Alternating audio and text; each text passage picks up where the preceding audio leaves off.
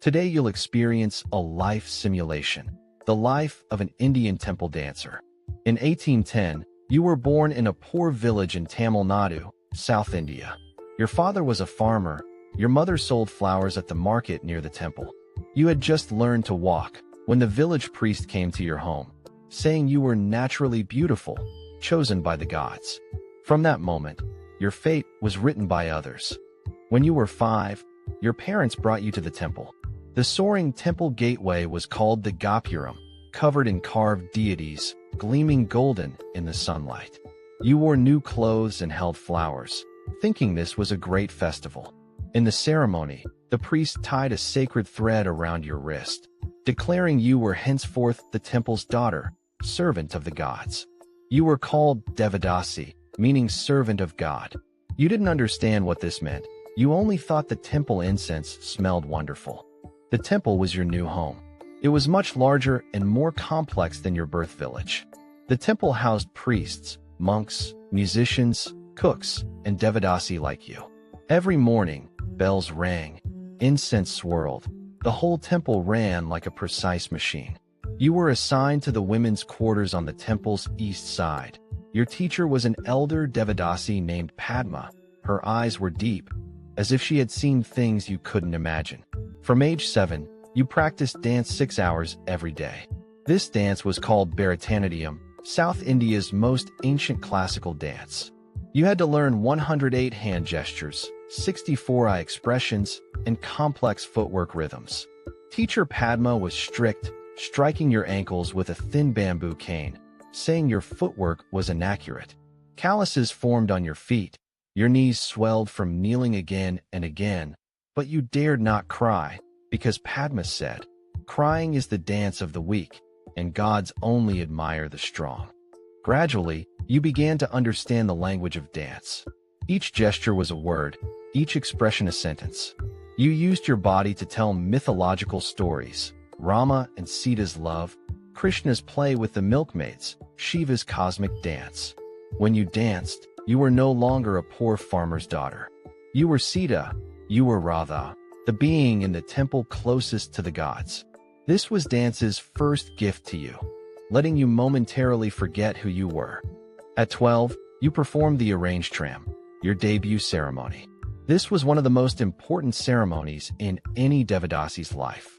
The temple hall blazed with light, priests, nobles, and merchants gathered together.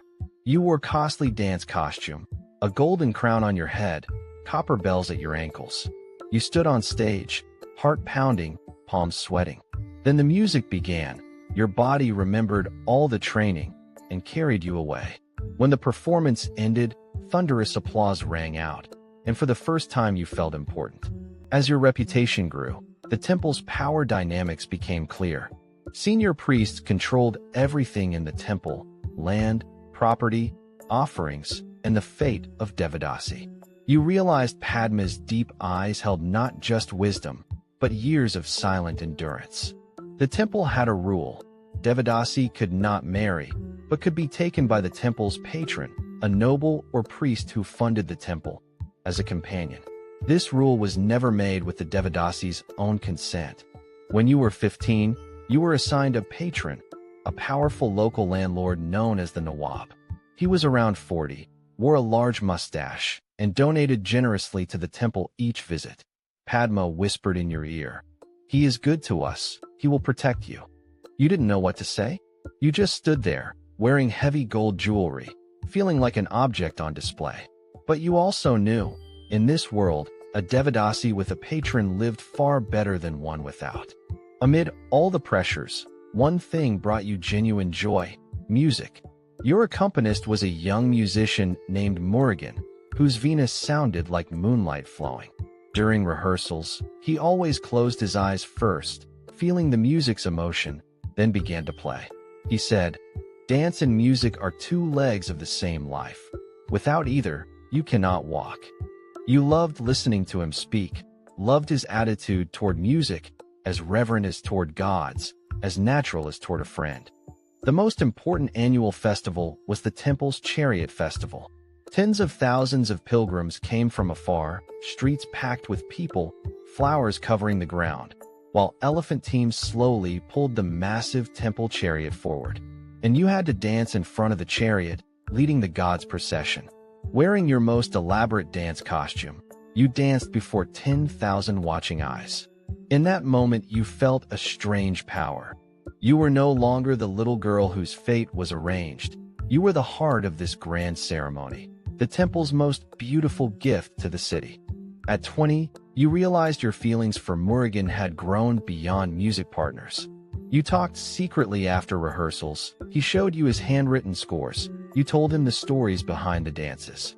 He said he wanted to take you to see the seaside at sunset, where the sound of waves was more beautiful than any rhythm.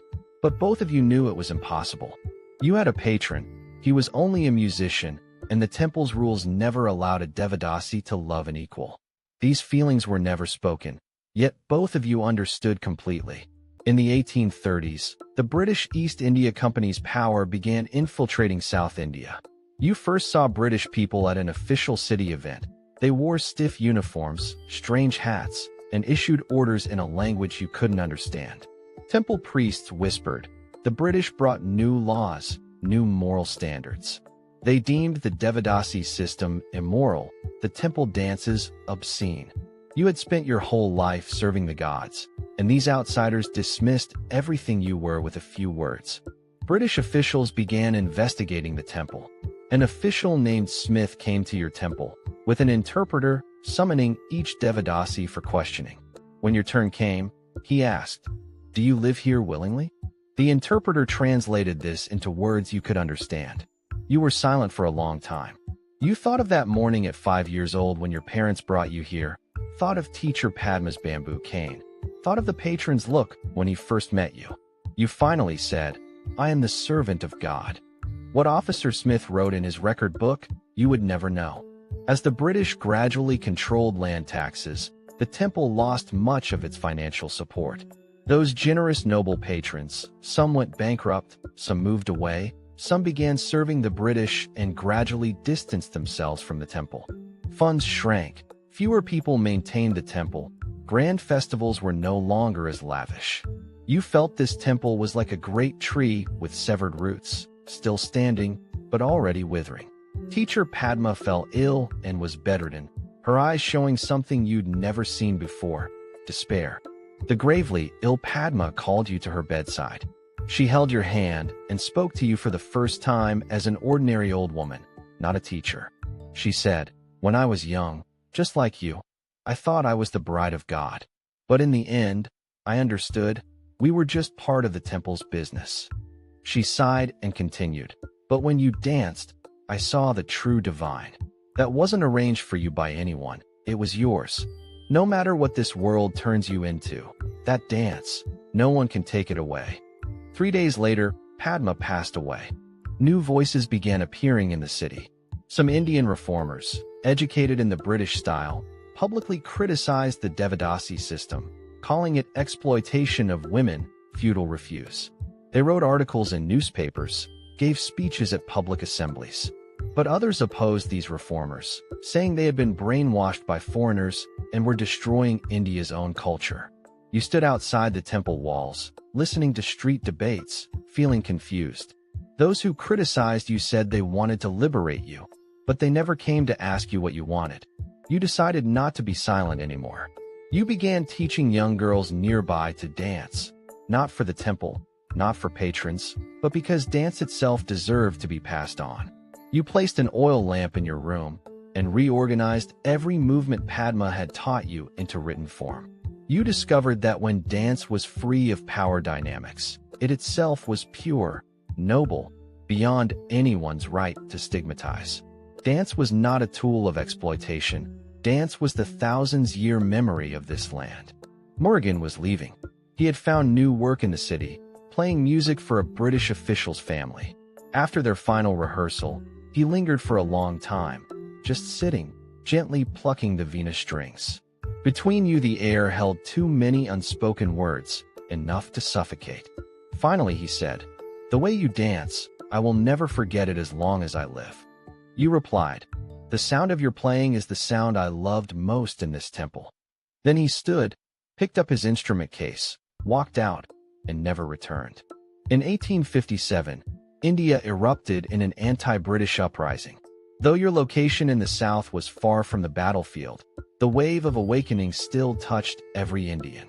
Young temple priests began secretly circulating articles, speaking of Indian self-rule, of expelling the outsiders. When you read these words, something in your heart was stirred.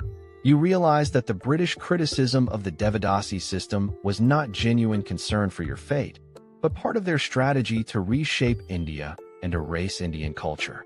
What oppressed you was not only the old system, but also the new colonizers. In 1892, a more direct blow came. British authorities issued a dance ban, formally prohibiting Devadasi dances in the temple on grounds of indecency. One official document criminalized the way you had served the gods for hundreds of years. The temple hall fell silent. No more copper bells, no more Veena music, no more stamping footbeats. You stood in the empty performance hall, feeling an indescribable anger. They banned your dance, but offered you no other path forward. After the ban was issued, you did not stop dancing. You only moved it to a more private place, in the deep of night, in the temple's inner sanctum, only in moonlight, dancing alone. No audience, no accompaniment, no bells, only the dialogue between your body and those movements. Once, an old priest happened to pass by and saw you. He did not stop you, just stood at the doorway watching for a long time, then turned and left. You didn't know what he saw, but you hoped he saw something no ban could ever extinguish. Without the temple's support, many Devadasi fell into abject poverty. You were no exception. The patron had long since disappeared, temple provisions nearly cut off.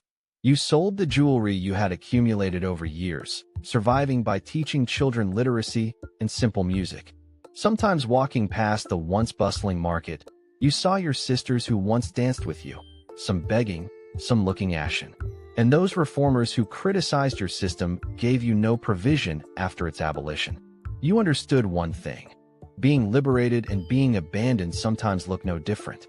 Yet just when everything seemed darkest, something unexpected happened. An Indian noblewoman named Rukmini Devi personally came to seek out aging Devadasi to learn Bharatanatyam from you. She said, "This art cannot simply disappear. I will bring it to formal stages so the whole world can see its beauty." With trembling hands, you taught her every gesture Padma had taught you, every expression, every footstep. You understood that all your suffering, in part, was so these things could survive. You grew old. Your hair turned white. Your knees ached when dancing, but your eyes remained clear and bright. You lived in a small house near the temple, jasmine flowers growing in the courtyard. Every morning, you sat in the courtyard listening to the distant temple bells, as if those bells had never changed, the same bells you heard at 5 years old. You no longer hated those who had hurt you, but you had not forgiven the system that had handed you to fate. You had simply learned, amid all of that, to remain yourself. In the last autumn of your life, students from a nearby modern school came to visit you. They were young people studying Indian classical arts, having heard there was an elder here who had danced Bharatanatyam her whole life. When you passed away, no kings came to mourn, no grand ceremony, only a few neighbors and students. But what you didn't know was, the gestures you taught Rukmini Devi brought Bharatanatyam